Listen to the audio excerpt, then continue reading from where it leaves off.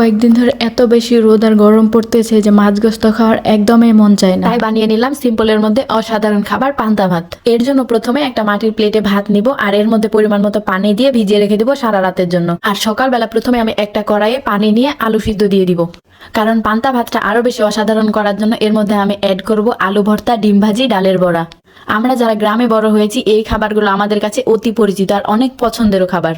ছোটবেলা সকালের নাস্তায় হয়তো রুটি অথবা পান্তা ভাত দিয়ে, তবে তখন এসব খাবার খেতে চাইতাম না, বাট এখন অনেক মিস করি এই খাবারগুলো। যাই হোক, এদিকে আলুটাও সিদ্ধ হয়ে গেছে, এটাকে আমি এখন ভর্তা বানিয়ে নিব। প্রথমে আমি একটা ম্যাশারের সাহায্যে আলুগুলোকে ভালোভাবে ম্যাশ করে নিলাম। তারপর এর মধ্যে আমি দিয়ে দিলাম শুকনা মরিচ, কিছুটা লবণ। এবার এগুলো ভালোভাবে মিক্স করে নিব।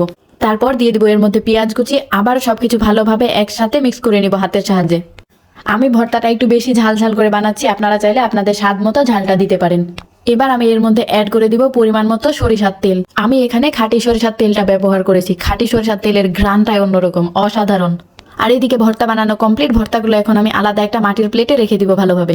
এবার আমি মসুর ডালের বড়া বানানোর জন্য ডালটাকে রেডি করে নিব। প্রথমে আমি ডালের মধ্যে দিয়েছি পেঁয়াজ, কাঁচামরিচ কুচি, আদা রসুন বাটা, স্বাদ মতো লবণ, হলুদ গুঁড়া ও জিরা ধনিয়া গুঁড়া। এবার সবকিছু হাতের সাহায্যে ভালোভাবে মেখে নিব। তারপর কড়াইয়ের মধ্যে পরিমাণ মতো সরিষার তেল দিয়ে বড়াগুলো এক এক করে দিয়ে ভেজে নিব। আর হ্যাঁ, মুসুর ডালটা আমি আগে 3-4 ঘন্টা ভিজিয়ে রেখেছিলাম, দেন শিলপাটার মধ্যে বেটে নিয়েছি। ওই ফুটেজটা নেওয়া হয়নি। আর এই তো এদিকে বড়াগুলো প্রায় ভাজা হয়ে গেছে। আমি একটু লাল লাল করে ভেজে নিয়েছি যাতে মচমচা হয় একটু, আর খেতেও ভালো লাগবে।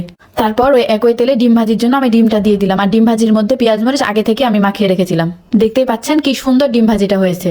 সবকিছু বানানো কমপ্লিট। এবার আমি খাওয়ার জন্য পান্তা ভাত রেডি করে নিব। এর জন্য প্রথমে একটা সুন্দর মাটির প্লেট নিয়ে নিয়েছি, যেহেতু পান্তা ভাত খাবো, মাটির প্লেট না হলে তো হবে না। তারপর রাতে ভিজিয়ে রাখা ভাতগুলো পানি সহ এখানে দিয়ে দিব। আরো দিয়ে দিলাম আলু ভর্তা, মসুর ডালের বড়া দিলাম 2টা, তারপর দিয়ে দিব ডিম ভাজি।